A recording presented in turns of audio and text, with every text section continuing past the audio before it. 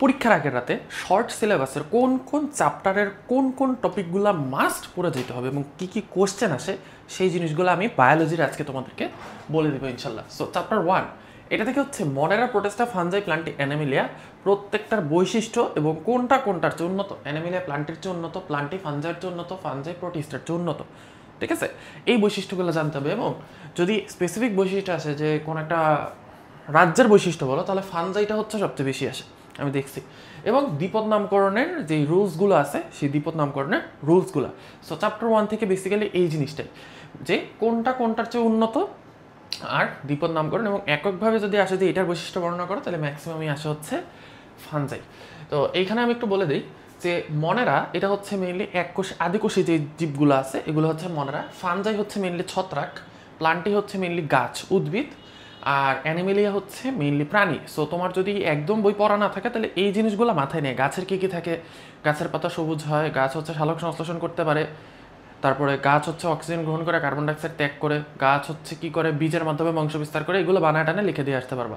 ছত্রাক ওর মধ্যে শালক সংশ্লেষণকারী অঙ্গাণু নাই, সুতরাং ও পরভোজী, ও হচ্ছে মৃত বস্তুকে খেয়ে বেঁচে থাকে, ইত্যাদি ইত্যাদি লিখে দিয়ে আসতে পারবা। ঠিক আছে, ওকে। আমরা সেকেন্ড চ্যাপ্টারটাতে চলে আসি, ভেরি মাচ ইম্পর্টেন্ট।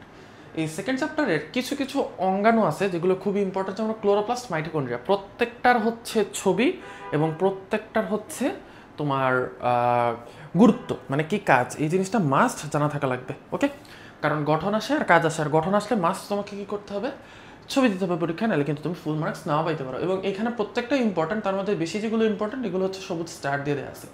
এরপর দেখো নিউক্লিয়াসের গঠন এবং ছবি, প্যারেনকাইমার গঠন, তারপর হচ্ছে প্যারেনকাইমার গুরুত্বটা তেমন দরকার নেই, প্যারেনকাইমার গঠন মেইনলি আসে।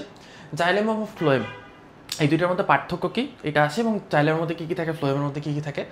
ট্রাকিডার ভেসেলের গঠন প্রচুর আসে, প্রচুর।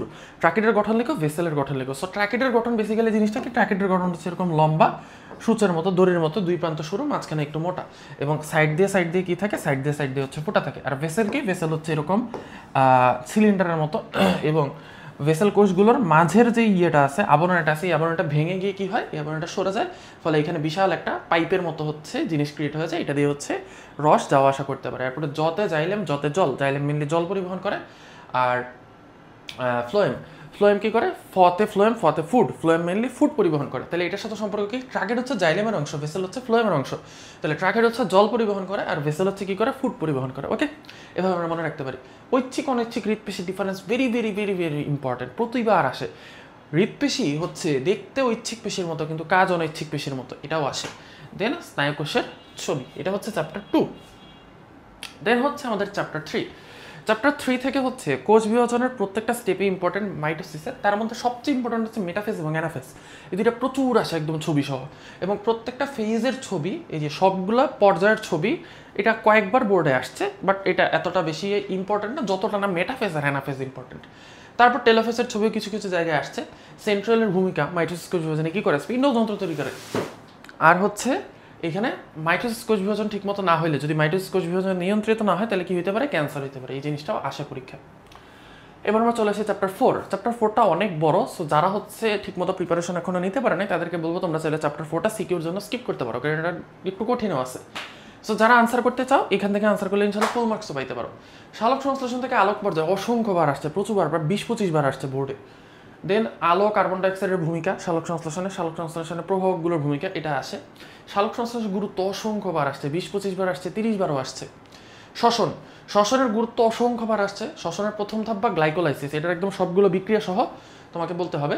আর হচ্ছে এটিপি এর হিসাব, যে গ্লাইকোলাইসিসে এটিপি কতগুলো হয় এবং পুরো শ্বসন প্রক্রিয়ায় এটিপি কতগুলো তৈরি হয়, 38 এটিপি। এবং অবাধ শ্বসনের যে বিক্রিয়াটা আছে, এটা ইস্টে অবাধ শ্বসন হয়, এটাও ইম্পর্টেন্ট। নেক্সট চলে আসো চ্যাপ্টার 11। এখান থেকে সবচেয়ে ইম্পর্টেন্ট স্বপরাগণ আর পরপরাগণ, আর কিচ্ছু না পড়লে এটা পড়বা। স্বপরাগণ, পরপরাগণ, এগুলো কি পার্থক্যটা, এদের ছবি এবং এদের উদাহরণ।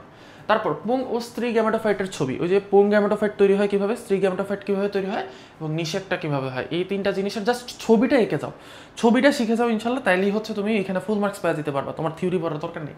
ভাই কমাই দিলাম তোমাকে। আর ফল তৈরি, যে তোমার উদ্ভিদের যে স্ত্রী গ্যামেটোফাইটটা আছে এটার কোন জায়গা থেকে ফলের কোন জিনিসটা তৈরি হয়, এই জিনিসটা হচ্ছে আসে পরীক্ষায়।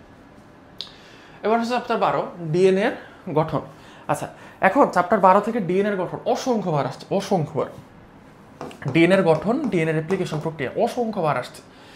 লিঙ্গ নির্ধারণ প্রক্রিয়া অসংখ্যবার আসছে, যে এক্স এক্স থাকলে হচ্ছে মেয়ে আর এক্স ওয়াই থাকলে হচ্ছে পুরুষ। এবং এটা আসে যে সন্তানের জন্য, সন্তানের লিঙ্গের জন্য অ্যাকচুয়ালি কাউকে দায়ী করা যায় না, কারণ এটা সম্পূর্ণরূপে আল্লাহর ইচ্ছায় ঘটে। আল্লাহর ইচ্ছায় ঘটে যে কোন শুক্রাণু কোন ডিম্বাণুকে নিষিক্ত করবে। বাট যদি কাউকে আমরা দায় দিতেই চাই তাহলে হচ্ছে বাবাকে দায় দিতে হবে, কারণ বাবার মধ্যে কি আছে, একটা এক্স ক্রোমোজোম আছে, একটা ওয়াই ক্রোমোজোম আছে, ঠিক আছে? মায়ের দুইটাই এক্স, সুতরাং বাবা যেটা দিবে এক্স বা ওয়াই, সেটা দিয়ে হচ্ছে অ্যাকচুয়ালি সন্তানের লিঙ্গ নির্ধারিত হবে। দেন বর্ণান্ধতার থ্যালাসেমিয়া, এগুলো হচ্ছে জেনেটিক ডিসঅর্ডার, এটা জাস্ট নাম জেনে রাখো। এবং জিনিসটা কি জেনে রাখো, বর্ণান্ধতা হচ্ছে লাল সবুজ আলাদা করতে পারে না, নীল হলুদ আলাদা করতে পারে না। আর থ্যালাসেমিয়া হচ্ছে রক্তের এক ধরনের রোগ, ঠিক আছে? জাস্ট এইটুকু জেনে রাখো, পুরো ব্যাখ্যায় গেলাম না আমি। এবার চলে আসা হচ্ছে আমাদের চ্যাপ্টার 13, ভেরি ভেরি ইম্পর্টেন্ট হচ্ছে খাদ্য শিকল আর খাদ্য শৃঙ্খল। এখানে আসেই দুইটা কোশ্চেন, খাদ্য শিকল দিবে, খাদ্য শৃঙ্খল দিবে। এই দুইটা জিনিস হচ্ছে মোস্ট ইম্পর্টেন্ট। খাদ্য শিকল কি, গাছকে খায় ছোট প্রাণী, ছোট প্রাণীকে খায় বড় প্রাণী, বড় প্রাণীকে খায় আরও বড় প্রাণী। সেই বড় প্রাণী কি হয়ে যায়, একসময় মারা যায়, মারা গিয়ে কি হয়, তাকে বিয়োজক ধ্বংস করে ফেলে।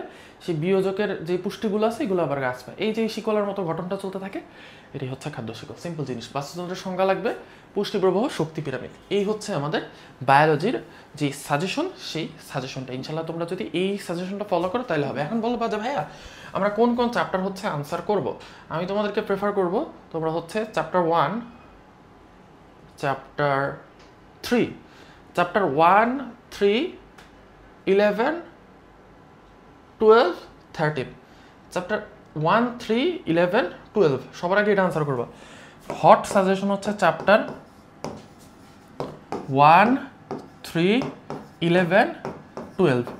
এরপর তুমি 2 অথবা 13 এর যে কোনো একটা হচ্ছে আনসার করবা। এটা হচ্ছে ফাইনাল সাজেশন। যারা হচ্ছে শর্টকাটে প্রিপারেশন নিতে চাও, ফাইনাল সাজেশন যারা হচ্ছে শর্টকাটে প্রিপারেশন নিতে চাও, শর্টকাটে প্রিপারেশন নিতে চাও, ঠিক আছে? ওকে, ইনশাল্লাহ।